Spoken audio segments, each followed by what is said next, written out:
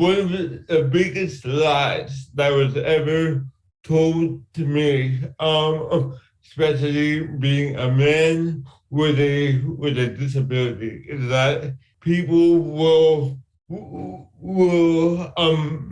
love you for you, and that's not true. If I wasn't driven, if I wasn't continuously working myself, then you wouldn't be interviewing me right now. The whole moral of the story is just to keep on working on yourself, be the best person that you could be. Once you have built something, you will get that love that you would have that you have been craving all your life.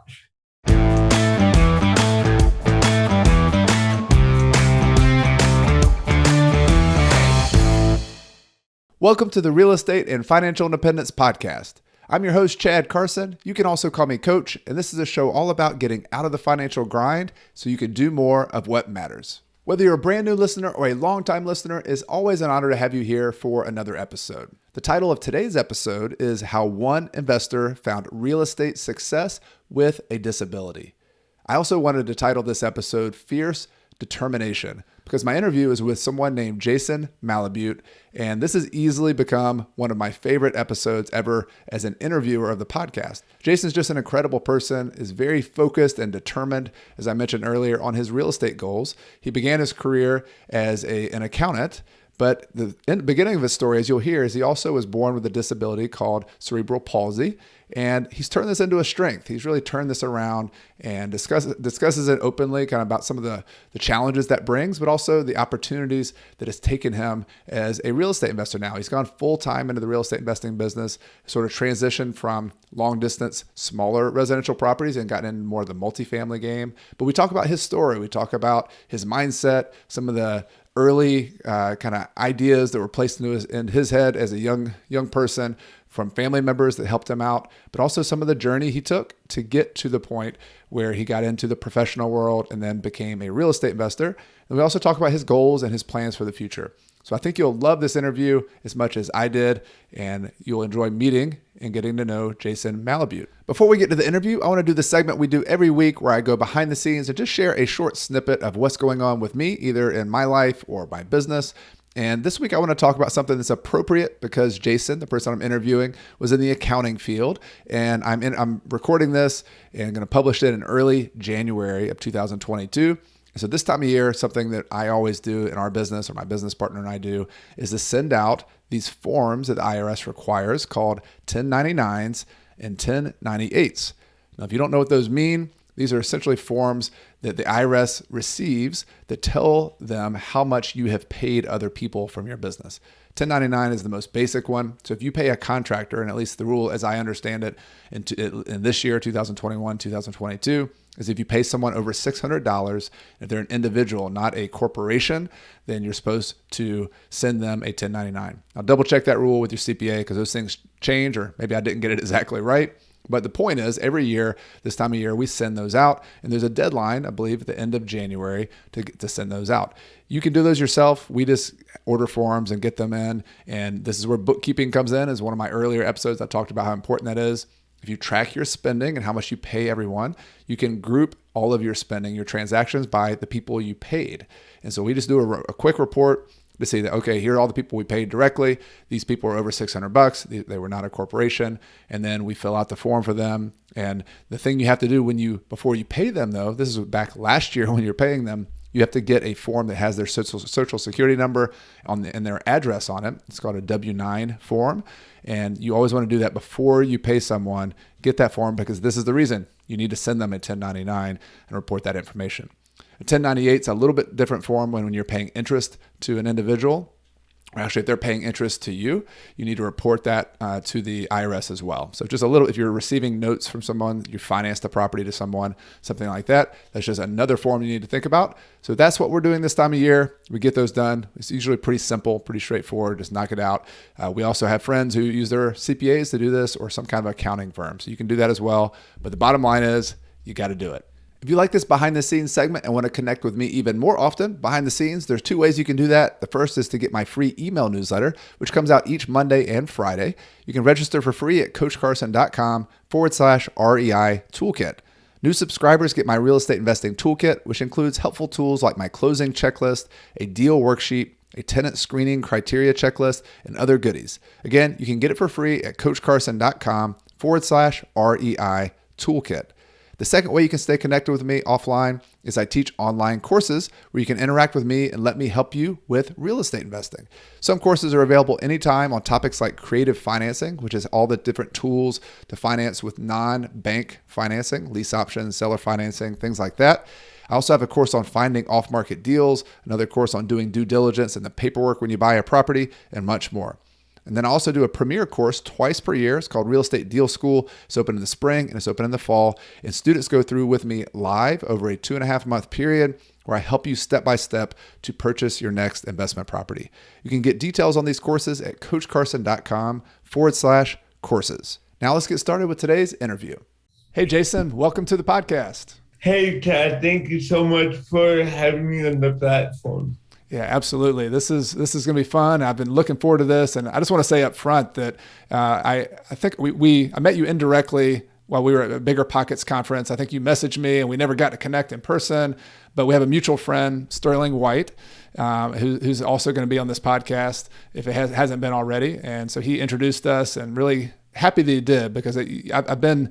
And people are going to hear your story here, but I've been really inspired by what you're doing with your real estate business, what you're doing, kind of what your vision is for what you're going to accomplish. So I thought it'd be cool, Jason, I do want to get into the real estate, and I want to talk about what you're doing and the multifamily properties you're buying and how you got started. But I would love to go back, like to start earlier, in the beginning, and just tell us a little bit about your story. Where are you from, and kind of what? Tell me a little bit, kind of just when you first got started, where your family and where you're from, and where you grew up.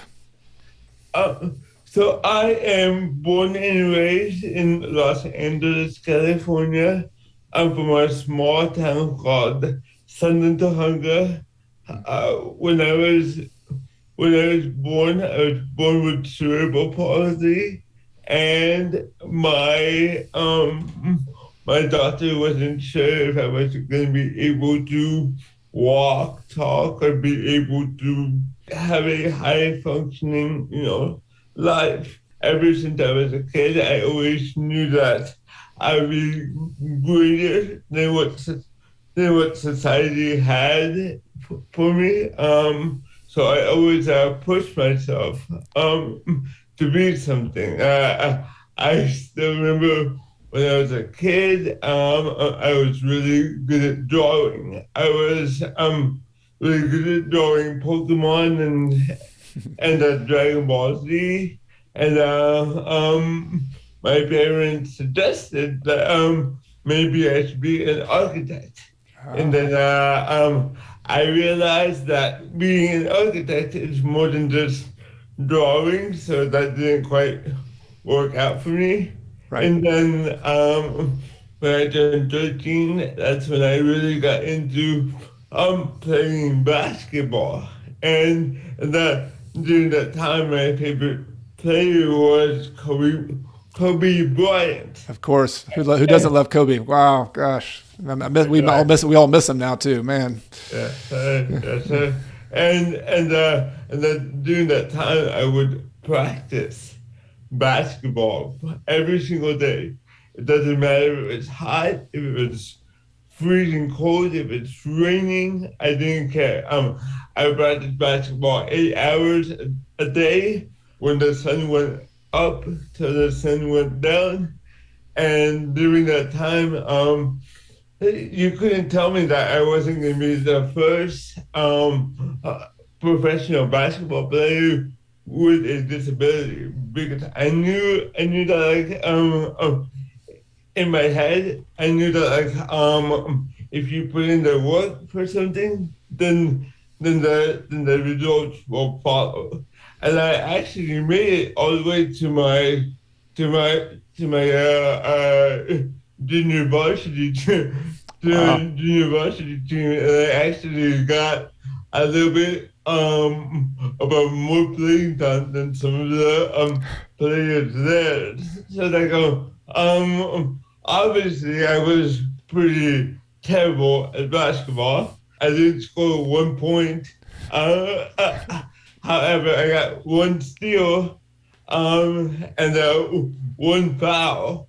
But I think that same mentality that I developed from playing basketball that has transferred into being a entrepreneur, into being a real estate investor, which is having that mentality of like um uh, as long as you put in the work, everything else will follow, and also uh, it's okay for the whole world to doubt you as long as you never doubt yourself. Mhm. Sometimes you just gotta be your number one fan until you start seeing the fruits of your labor.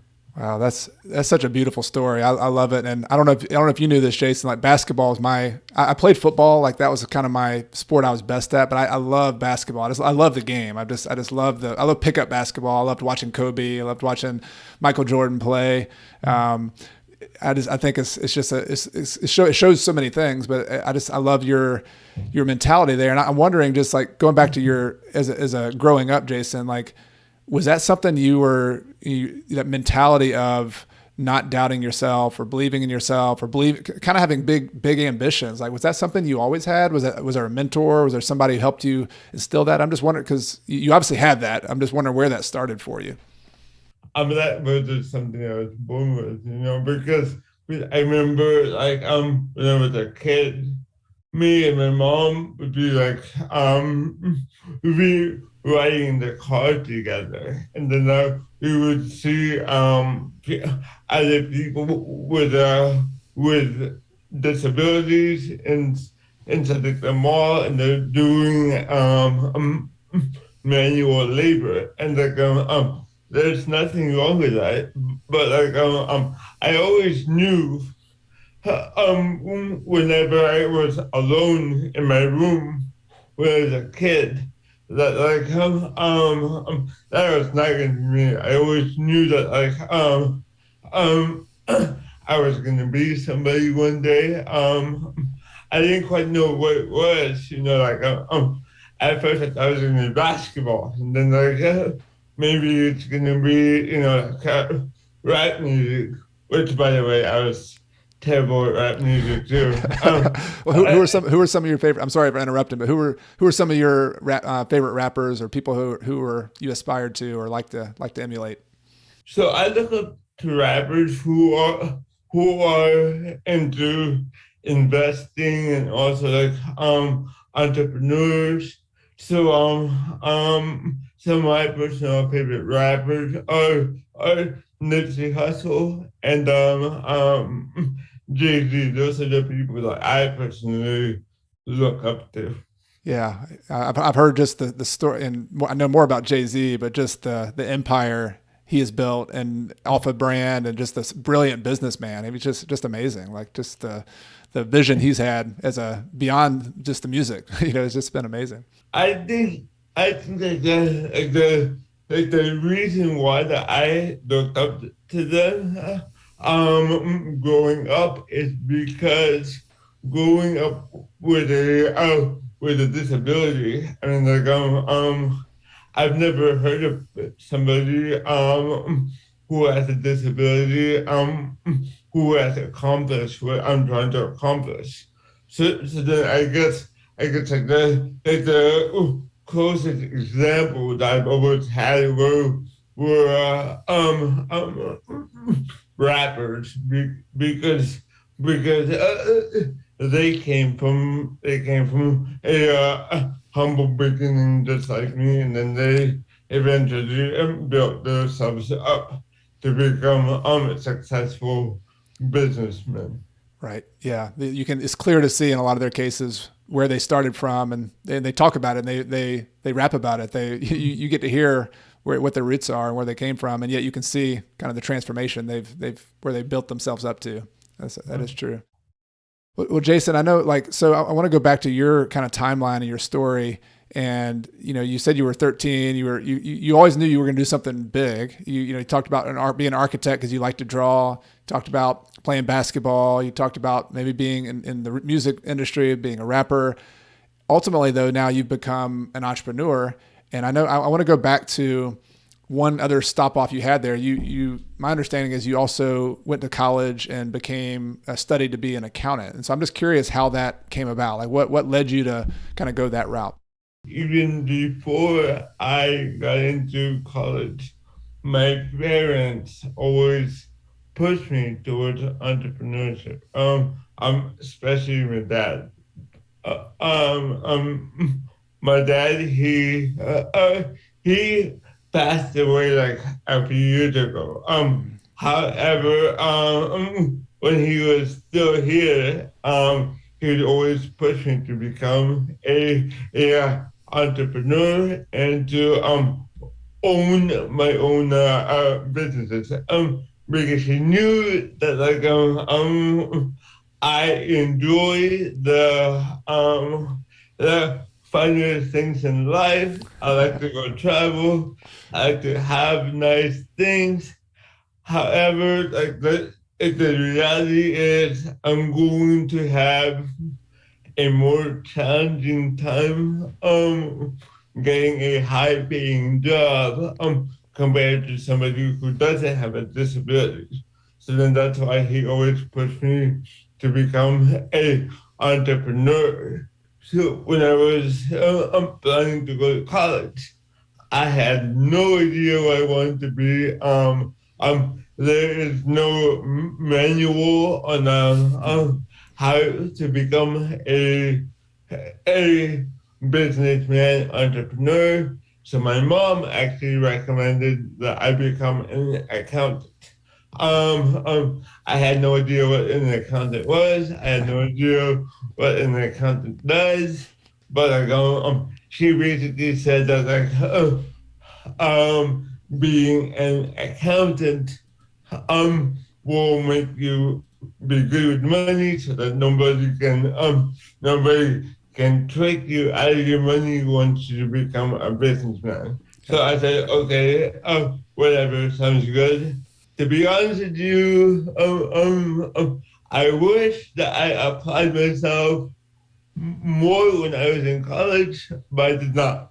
And I would say that most of the stuff that I learned about being an accountant and being a tax accountant is from when I studied for my CPA board exam. I remember when I was taking my CPA board exam, I actually failed all 4 parts the first time. So I was determined to pass that exam. So basically, I would study from when I wake up all the way to late at night when it's time to go to sleep, and the only time that I would take a break was when it's time to go eat. I'm kind of pulling back full circle here. Like I'm going back to your basketball story, in the cold and the rain, shooting baskets 8 hours a day. Like there's a common theme there, right? Like, So it's the same thing with my real estate business. I wake up at 4 a.m. in the morning. I do my morning ritual, get my mindset right, and get straight to work. Because I know that I'm not the smartest, so then therefore I have to work the hardest. I want to go back to the CPA exam, but I love that you mentioned your morning routine. And man, you're getting up at 4 o'clock. You're making me feel a little lazy here. I've always had a hard time getting up early. I'm more of a nighttime person, but I love morning routines. And the book, The Miracle Morning by Hal Elrod. I know they talk a lot about that on Bigger Pockets.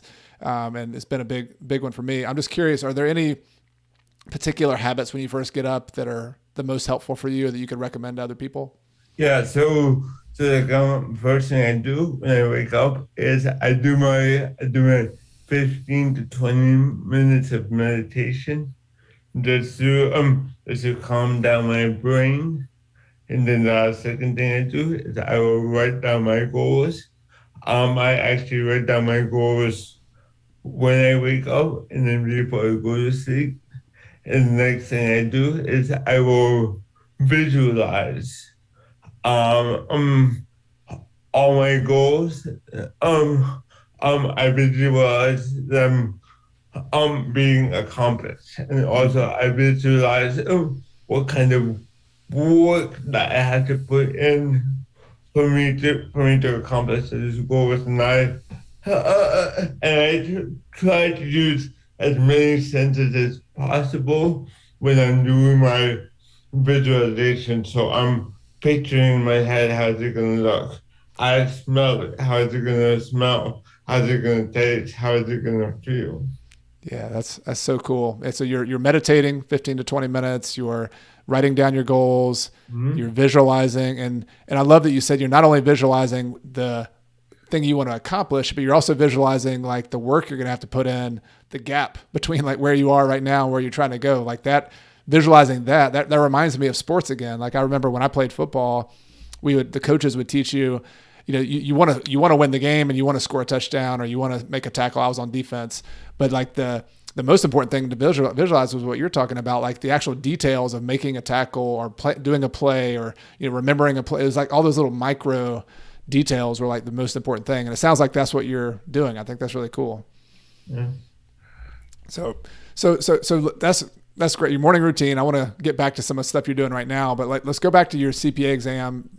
Ultimately, it sounds like you passed. You the first time you had a hard time with it. You studied like crazy. You studied hard. Did you pass it the next time you took it? Yes. I was like the next time I passed it all, and so there are 4 parts of the CPA exam, and one of the parts is the audit exam. And some people, depending on who you talk to, they say that one is the second hardest part of the exam. And I actually passed that one within 2 weeks after I failed it. So I studied for about 6 months. And then I took another exam, and then right after I took that exam, I took the audit exam 2 weeks later, and then I passed that one. Yeah, what a big accomplishment. I mean, that's amazing. That's I'm sure intimidating as well. And so you got it. So that wasn't exactly being an architect or being a rapper or a NBA player, but that's a big accomplishment. There's a lot of people who never pass that thing. So So you got your CPA. Like, did you automatically decide to go and make that a career? Like, I'm just curious how that kind of path went from there. Let's go back, right? So even before I got my CPA, I was looking to go into public accounting, and I was literally applying to every single company, to every single job that's in the greater Los Angeles, California. And I kept on getting denied. And I felt frustrated. And then I went to a conference that my cousin recommended I go to, and that's how I networked and how I met my future boss. And then I remember we had our job interview, and then she asked me, she was like, congratulations, when do you want to start your job? And I said, right now. So I literally started my job right after our interview, and then after I passed the CPA exam, I thought that that was my ticket into getting into a big firm and start making more money. But then again, I went 2 years of just applying and not going anywhere. I am a big believer that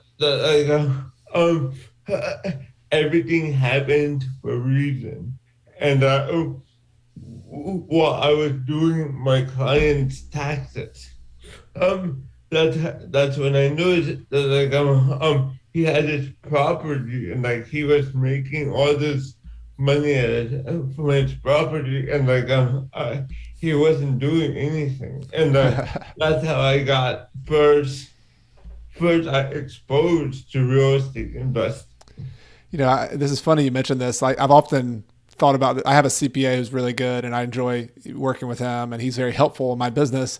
But I've often, in just kind of side chats with him, I've often said, you of any profession out there, like a CPA knows when people, what the truth is, like with business, like, because you see the numbers, like behind the scenes.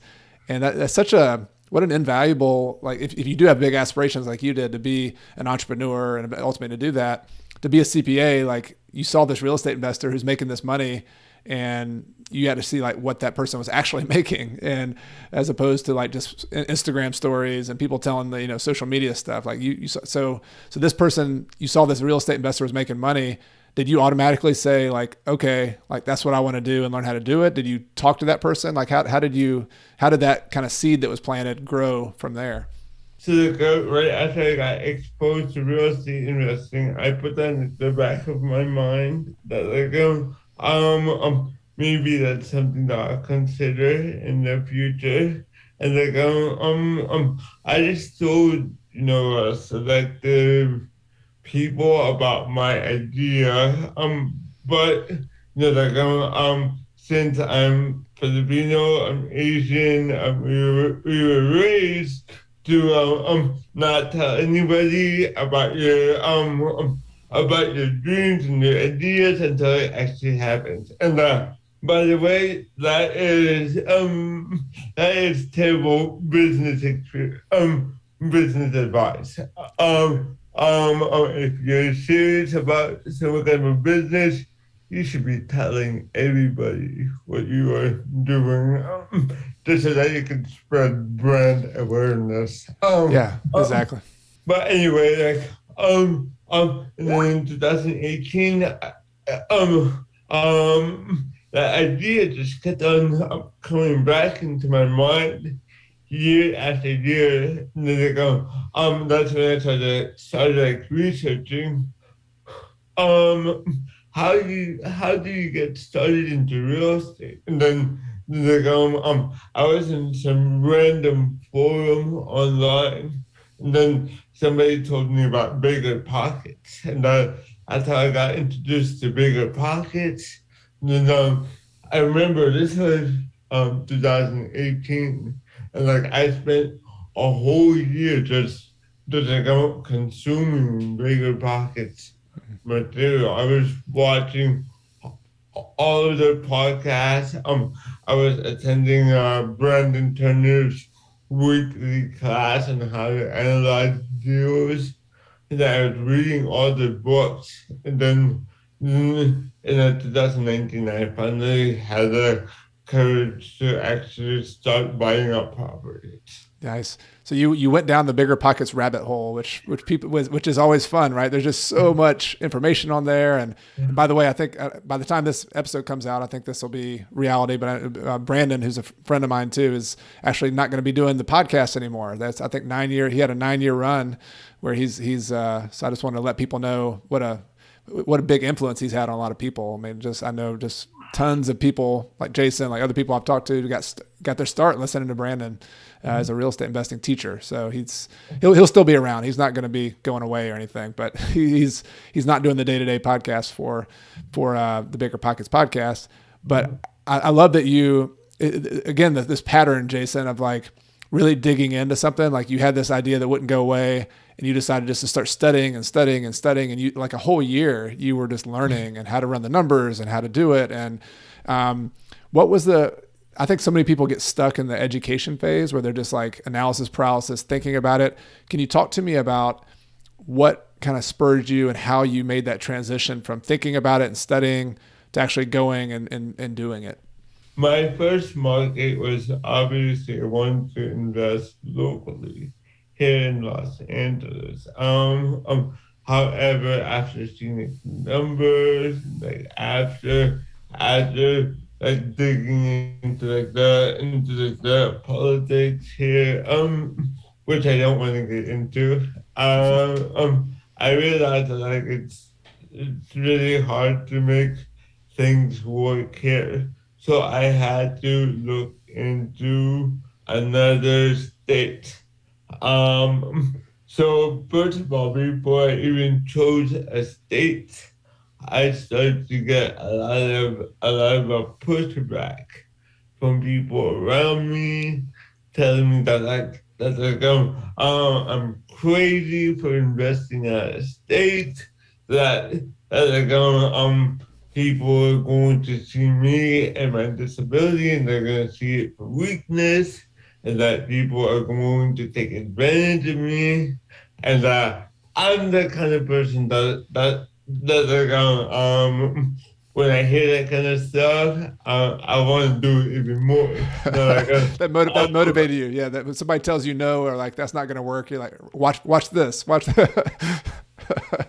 It's a Kobe Bryant mamba mentality type of thing, you know. So like at first I chose Orlando, Florida because everybody said that Florida is a place to go. So I chose Orlando. I was calling agents. I was calling property managers. I actually flew out to Orlando and actually met everybody there. I met my team, and then we saw some properties. Some were single family homes, some were duplexes, and I just couldn't get the numbers to work. So then because everybody said that real estate is all about cash flow, and I was just having a hard time making it cash flow in Orlando, Florida. Maybe it was just me, maybe it was just my inexperience at the time, but I was just having a hard time making it cash flow. I had to go back home with my tail tucked between my legs, and I had to start over. Then I did a YouTube search. What is the best market for cash flow? And I think like the first or second market was actually Indianapolis, Indiana. And I was thinking to myself, that's interesting because I was just in Indianapolis a couple months ago to visit my little brother. So then that's why I gravitated towards Indianapolis, India. Got it. And so that was, this is something I teach when I'm showing people how to do their first deals. Like your target market, like is the number one thing. Like so you had some struggles, like I think a lot of people do, of figuring out I'm in California, I can invest anywhere in the country. Like where do I even start, right? And so you start in Orlando. Florida is like a good state. You know, a lot of people are moving in there. There's probably opportunities there, but you had a certain metric that you were looking for, amount of cash flow that you wanted to make. You just couldn't make it work at first. So you looked at Indianapolis because it seemed to have a little bit more of the metrics. You also had your brother was there. What were you mentioned earlier in Orlando, you started building a team. You started calling real estate agents, property managers. Who were some of the first people who you kind of connected with in Indianapolis who helped you make progress there? One of the books that really helped me with this was David Green's book about investing out of state.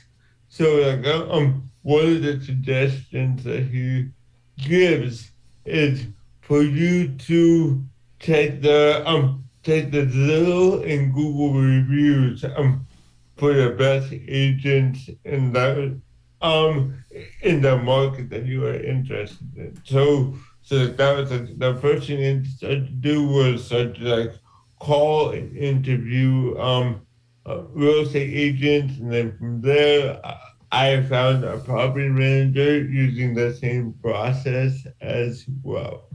Gotcha. So you looked up online, you called people up, and I want to talk about that practical step because I know, all of us have fears and we have like this mental thing that's going on. And I think talking to people is one of those that for a lot of us is like really intimidating. And I don't know if this has been the case for you too, but like, and we all have this voice going on in our head. And, I'm wondering if in your head, was it a difficult thing to make those calls? Was it like, I'm afraid to do that? Like, and if so, like, how did you get past that? Just cold calling people and talking to them out of the blue like that. So like, I always get that feeling. In fact, like, I had that same feeling a few minutes ago before I jumped into this podcast. However, that is something that is something that meditation teaches you. It's that feelings are just feelings, and it's not really there. The only way that you will get past it is by actually taking massive steps. So you just got to do it. You got to practice it. Yeah. And so, and I'm imagining, the person who's afraid to do that, like they're thinking they have to be perfect. Whereas with the reality, like I'm thinking about for myself, like I've screwed up so many calls where I'm just stumbling over my words, where I say the wrong thing, where the person like hangs up on me. Like it doesn't happen often, but like if that happens, like if that's a worst case scenario, that's the thing we're afraid of, right? That's really not that bad in the big scheme of things. Yeah. And actually, like when I first transitioned from a single family to a multi-family, I was doing cold calling direct to owner, and before I hired somebody to go and do that for me, I was doing that myself, and like one of my biggest insecurities and one of my biggest fears is for people not to understand what I am saying due to my disability. But then when I actually took action and I started making those calls, what I realized is that most people understanding this perfectly, and for those one or two people who had a hard time understanding me, they will ask me to repeat myself, and then I will repeat myself, talk more slowly, and everything is fine. Yeah. So those big things that you were afraid of really became small in reality. You could handle them. You could deal with them. So Jason, I want to fast forward a little bit because I love asking the details. I think all those details of how you got there and the fears you had, and those are so important because so many of us get stuck there. But I know you, like, I just want to kind of fast forward to the fact that you bought a few properties like in Indianapolis, and could you talk about any lessons you learned from those first few deals? Like, I know there's probably a lot of them, but was there anything that stood out to you about those first deals that you did? First thing is like when you are buying, especially in this market that we are in right now, if you're gonna go through a broker, it's gonna be very, very hard for you to get a good deal, because people are coming in from different states, different countries, and buying cash. So like, it's gonna be hard for you to get a good deal through a broker. So like, if you can go direct to owner, then yes, go direct to owner. And then another thing that I learned, which I didn't know back then, was that you have to have a criteria, and you have to have a strict criteria, and you gotta state that criteria when you are buying properties, because it is just like it's just like dating a girl, right? You have to know exactly what you want, and you cannot bend or fold on that girl just because she looks good, or just because you feel like you gotta get yourself a girlfriend. Same thing, same thing with real estate investing. The worst thing you can do is to get into a deal just to get into a deal. Right. And the one that maybe looks good on the surface, but it's got problems below the surface, behind the scenes, yeah, there's a lot of those. There's shiny object houses that look okay. So you learn that going directly to the owners is productive to start doing that. You learn to have strict criteria, which is so important. Like, because I don't know if you found this, Jason, like every time I like narrow my criteria and said, this is what I'm looking for, it seems like you're going to do less well because you're excluding all these other opportunities. But what actually happens is you actually find the thing you're looking for a lot faster because you're not so distracted. Have you found that to be the case for you as well? Yes, that and also it's all about minimizing your risk. It's all about minimizing your risk because for example, one of my criteria is like I'm looking for a multi-family apartment building that is built between 1960 to 2000. But I prefer for it to be 1980s and newer. And the reason for that is because if you get into a property that's built before 1980, then there's a chance that the wiring might be knob and tube. It might be aluminum. The plumbing might be old plumbing, and then they go when it's time to exit, that's when you're gonna have the problem. It's when it's time to exit.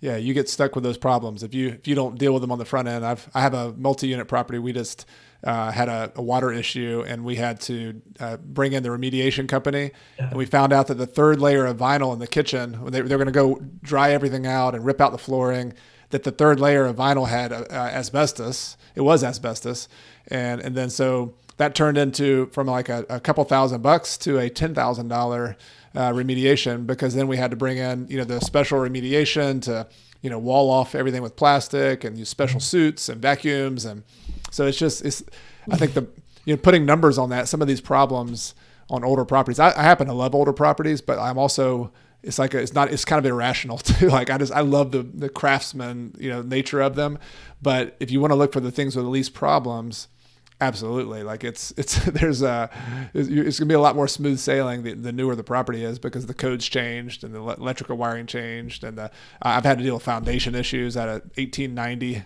triplex that we bought last year, which took forever. I had YouTube videos on that too, where we had to redo the foundation, and that was a mess, and I couldn't find a good contractor to do it. So yeah, I wish I would have had this conversation earlier, Jason. Would have reminded me why I don't need to do that. I always joke around with my friends. I always joke around with my friends, and I always tell them that I like my real estate. Just like how I like my women, which I prefer for them to be built between 1980 to 2000 and located in the suburbs. That's good. You got your criteria set in both ways. Nice. Love it. So, all right. So I want to go. So you've mentioned a couple times that you start off with single family houses. You bought a few there. I mentioned that. And then you moved to multifamily. I want to talk about the multifamily for a minute, but I want to go back to another hurdle that a lot of people have getting started is the financing or the money. And I'm just curious on your when you first started with those single family, can you talk a little bit about how you came up with the money to actually buy those properties? Luckily for me, I had a little bit of money saved up. Also, my parents had a little bit of money saved up for me as well. So that was the starter money that I used.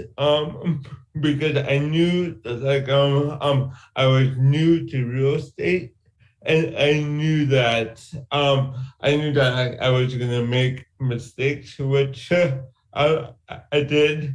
And if I was gonna make mistakes first on my first rides, then I wanted to be with my own money, not so that I'm not jeopardizing other people's hard-earned money. And once I became more experienced, then I would consider getting investors. Got it. So you use kind of your money and some family money to pay cash for them essentially. And that's another reason to go into a lower price market so that you can it's more approachable in terms of how much money you need. Like if you're trying to buy in LA, it's gonna be hard for anybody to pay cash for anything, right? So you bought a few houses. Like what was the end result of that? Because I know from in our communication before this that in 2021 you've kind of made a pivot where you're starting to buy multifamily. You've even I'll give a sneak peek. You left your job as a CPA as well. I want to hear more about that. But what was when you look back on the single family era, those couple of years you did that, did you make money on those? Was it overall a win? Like, just tell me, kind of looking back, watching game film on that, what was it like? Funny enough, I made the most money on the property that was in the best neighborhood, which is a B neighborhood, and this is a property that needed the least work because I still remember back in 2019 the Burr method just came out and everybody was talking about the Burr method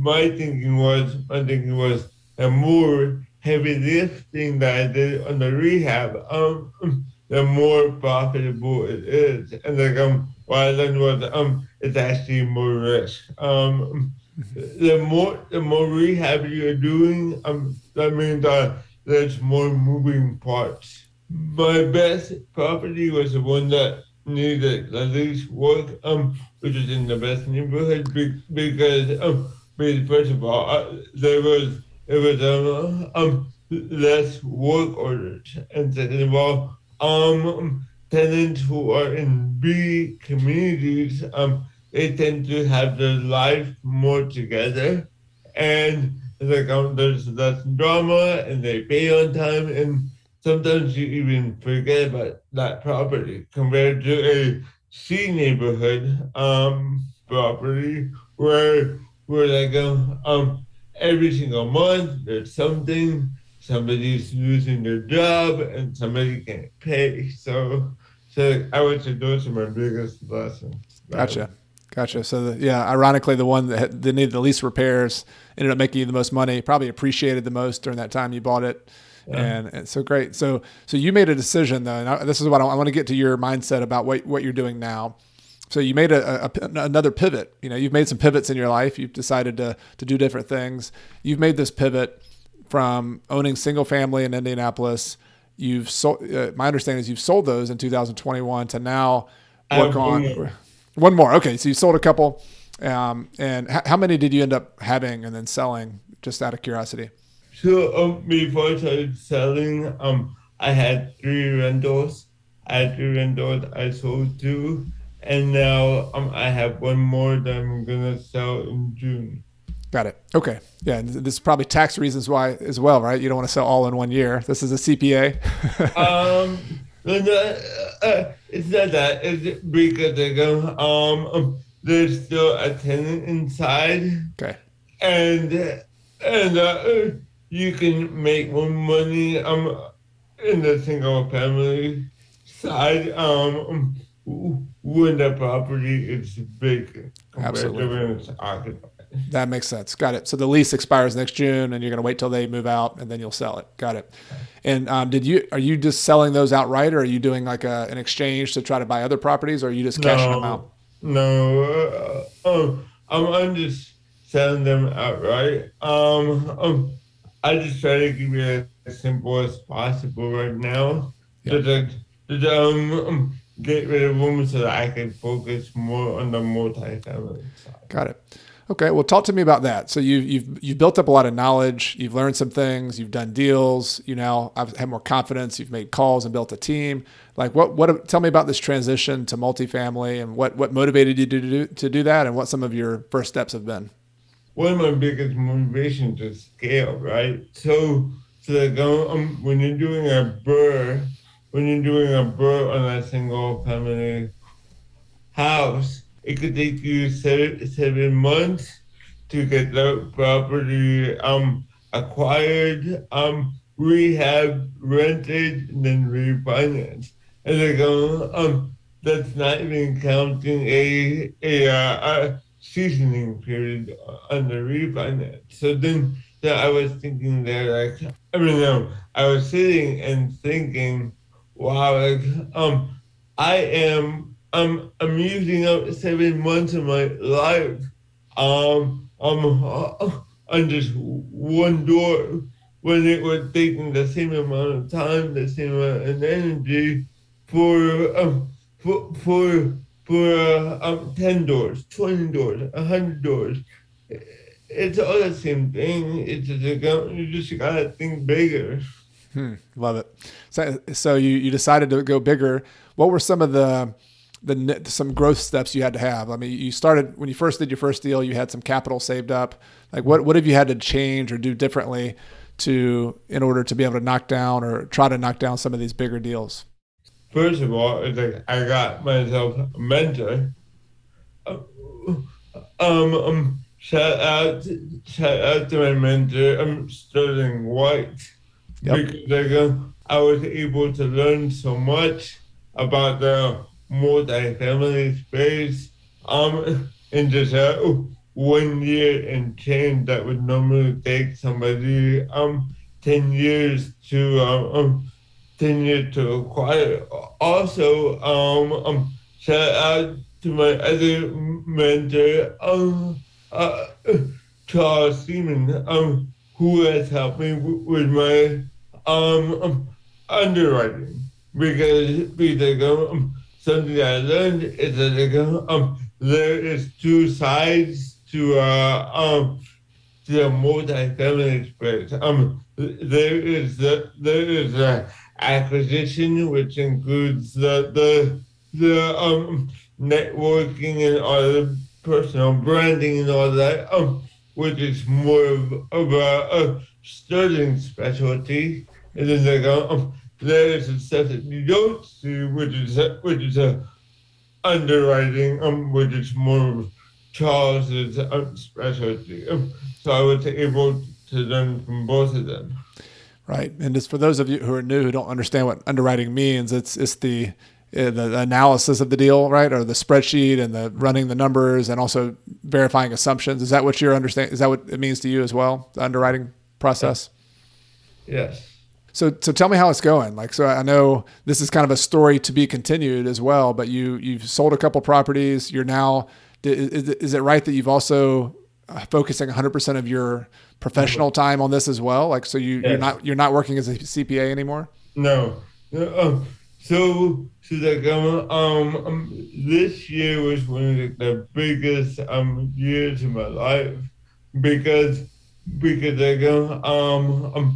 I was able to step away from my CPA job. I am thankful for the opportunity. I'm forever indebted to them because they gave me an opportunity when nobody else would. However, what I realized was that real estate and entrepreneurship was my true passion.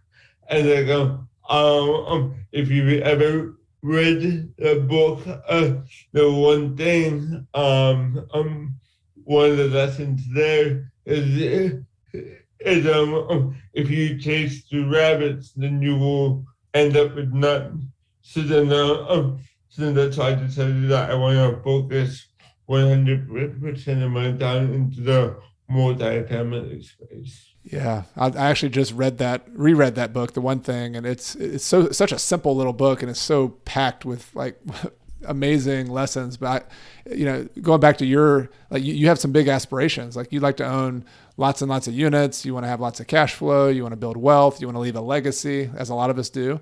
And but in order, what The One Thing tells us is that if you had the bigger your goal is, the more you have to focus. You can't be distracted and go after all the rabbits. You've got to and so you're all in. You're doing it. And do you have any practical advice for those? Not everybody wants to leave and go full time and be a full time investor, but do you have any kind of practical advice for those of people who are wanting to do that? Just from again, how do you make that transition from a financial standpoint? Any thoughts on that? I always get DMs about this question quite regularly, and I always give the same advice, which is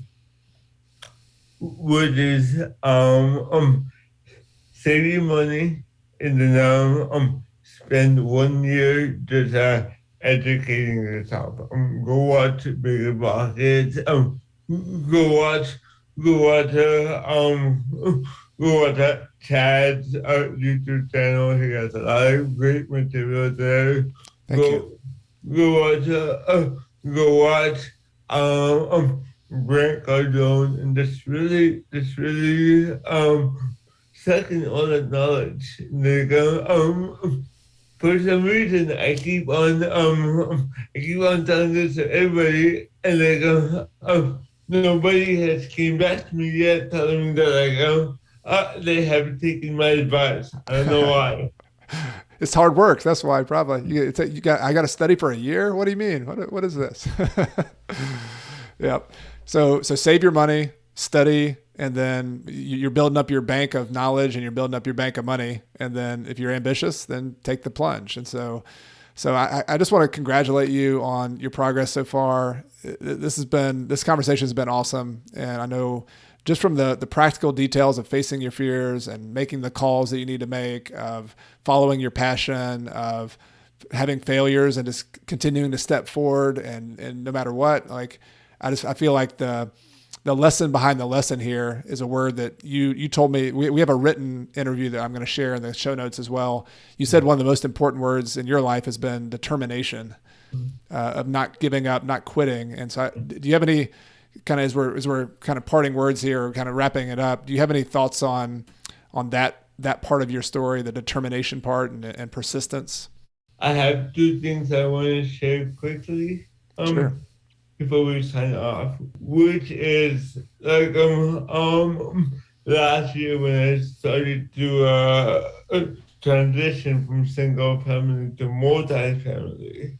I was feeling down one day, because as you know, entrepreneurship is a roller coaster ride. There's a lot of ups and downs, and one of those days I just felt like I couldn't get anything right. And then for some reason I found this birthday card that my dad wrote me back in 2009, and he said that whenever you feel lost, always remember your greatest strength, which is your determination. And that those words are so powerful. I actually got that tattooed on my ribs. So that's something that I live by. And lastly, another thing that I want to share with people is that one of the biggest lies that was ever told to me, especially being a man with a disability, is that people will love you for you, and that's not true. I'm pretty sure that if I wasn't driven, if I wasn't continuously working myself, then you wouldn't be interviewing me right now. I wouldn't have a platform. The whole moral of the story is just to keep on working on yourself. Be be the best person that you could be. Actually be somebody, and then once you have built something, then you will get that love that you would have that you have been craving all your life. Wow. Yeah. So powerful, Jason. Really awesome. And both the wisdom you're sharing and then your story, really appreciate it. And I hope we can follow back up. I want to, you've got a lot of things in the works and progress now. And I remember not, we all have our own paths, but being in this exact moment of like growth and the kind of the excitement and this fear and the scare of all this, what you're doing of buying properties and going big is fun. And you're an entrepreneur through and through. There's no doubt about it. It's in your DNA. You've got it. And I know you're doing all the right things. So I'm looking forward to, and you're around the right people too. You got mentors and a team. So just looking forward to following your success and want to thank you. And if people want to follow up with you, I'm going to put links to everything in the show notes, both in YouTube and on the podcast.